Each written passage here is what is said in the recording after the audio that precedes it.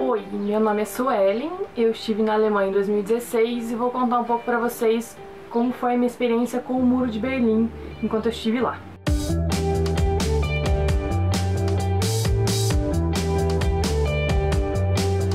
O que eu sabia do muro até então?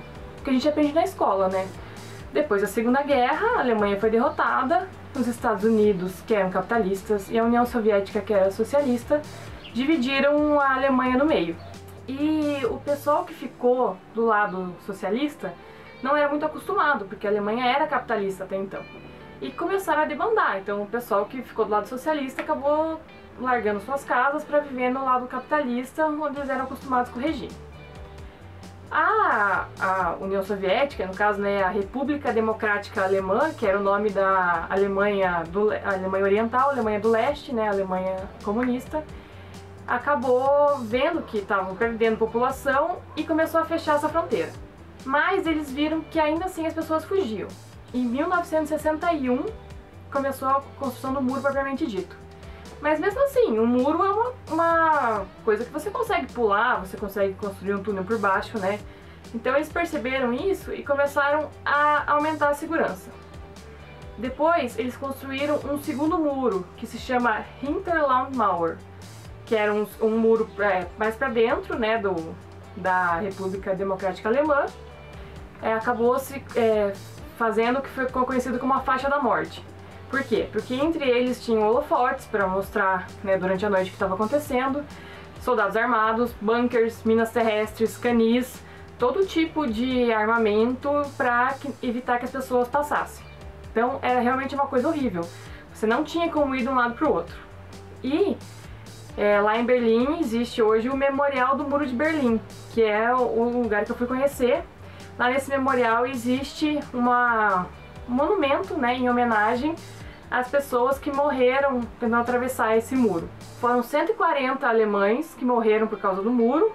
Alguns tentando atravessar, alguns nem tentaram atravessar, eles só estavam ali por perto, numa atitude suspeita, e foram mortos. Alguns soldados também foram mortos por pessoas que tentavam atravessar o muro. E além disso, são 251 viajantes que morreram cruzando a fronteira de forma lícita. Eles foram até uma fronteira, cruzaram e ou foram mortos cruzando a fronteira ou foram mortos logo depois de cruzar essa fronteira. Além disso, eles não têm dados oficiais, mas milhares de pessoas morreram de depressão, por exemplo, por estarem de um lado a sua família do outro, porque a cidade foi dividida ao meio, como se hoje fizessem um muro, uma parte de Curitiba para um lado, outra parte para o outro. Com certeza você teria familiares, amigos do outro lado e você não poderia mais visitá-los, por exemplo. Nesse memorial também tinha algumas outras exposições. Por exemplo, antigamente existia um metrô que ligava a cidade toda. Com a separação, algumas estações foram desativadas, foram conhecidas como estações fantasma, né? É muito chocante, na verdade, quando você chega lá e vê, porque você estuda na escola, parece que separaram, beleza. Mas era uma cidade enorme, né, com muita gente mesmo morando, e o muro passa no meio da cidade. Ele tem quilômetros de extensão. Você vai andando e encontrando pedaços do muro que sobraram, ou você encontra uma indicação no chão que por ali passava um muro. Um dos monumentos que ficou inacessível foi o Portão de Brandeburgo, por exemplo. Ele era muito famoso por conta das outras guerras e o muro impossibilitou que qualquer pessoa chegasse até ele. Tanto que depois que o muro caiu, ele foi um lugar de muita festa, onde reuniu os alemães, porque era um ponto famoso que nem os locais conseguiam mais visitar. Havia alguns lugares onde era possível atravessar para o outro lado, claro, só se você tivesse uma autorização. Um desses lugares ficou preservado até hoje, chama Checkpoint Charlie. Ele era um ponto onde você podia atravessar de um lado do outro e, obviamente, tinha o exército ali para controlar essa passagem.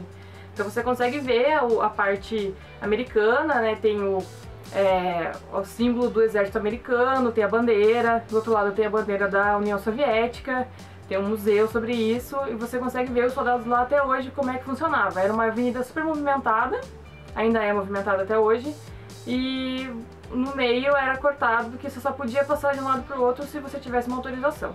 É bem chocante quando você chega lá e vê uma coisa dessa. Berlim toda, na verdade, passa essa sensação de reconstrução.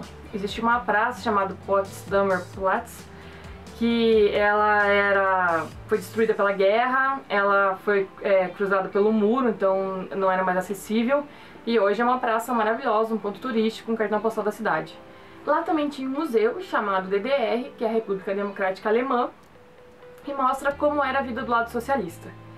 Na verdade, antes não existia nenhuma diferença, mas acontece que o capitalismo ele acaba gerando muita inovação tecnológica, porque ele faz com que você compre mais coisas. Para isso precisa de inovação, então você tem que ter alguma coisa que fica obsoleta para você comprar uma coisa nova. Aí o que acontece? As coisas aumentam muito mais rápido, a diferença, a inovação. E do lado socialista não, eles só criavam alguma coisa quando surgia uma necessidade. Por isso havia uma diferença, entre todos esses anos em que ficou separado, houve uma diferenciação entre um lado e o outro. Aí eles construíram um museu para mostrar como era a vida, como eram os veículos, como eram os apartamentos, todo mundo tinha tudo igual. Então eles pegaram um apartamento padrão, você pode entrar, pode visitar, é bem legal para conhecer. Por fim, eu visitei a East Side Gallery. É um trecho do muro com mais de 1 km de extensão, são 105 pinturas nele, é totalmente estilizado, as pinturas falam sobre liberdade, sobre história, sobre a união entre as pessoas, sobre a paz. É um lugar lindo de se ver, é muito bacana, é um passeio incrível e mostra que é possível você usar tudo aquilo que aconteceu de ruim com você, seja na sua vida, seja no seu país, seja o que tiver acontecido, vai transformar numa coisa boa.